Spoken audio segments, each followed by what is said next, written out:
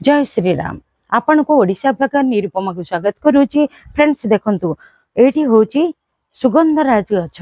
एई सुगंधराज गछरे फूल आसीबो, कढ़ आसीबो। देखंतु केते बड़ बड़ कढ़ आसीची। कोन पय आसीबो आउ केमती गछ ग्रोथ हबो। आपण खरा रे हिं गछटी को रखंतु, छाई रे रखंतुनी। आउ अधिक जदि पानी देबे पानी रो मात्रा अधिक होई जिवो ताहाले मध्य एई कढ़ गुडी को झड़ी जाए।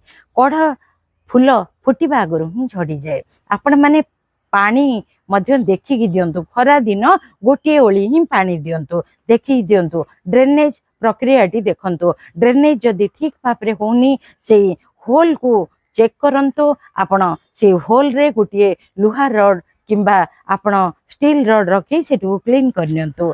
आउ कोड़ा खोसा निहाती भाबरे करंतु। गछटी को मध्य नीम ऑयल 5 ml पके डिश वॉश किंबा हैंड वॉश 2-4 टपा पकई आपण टिके फेंटी स्प्रे करनियंतु। ताहाले देखिबे आपनक गछ एमती मोर गछ जेमती हरा भरा हेची। ए छोटिया गमला रे लगई मध्य कढ़ मध्य बहुत आसीची। आपनकर मध्य कढ़ आसीबो, आपनकर गछ मध्य एमती सुंदर हेई जिवो।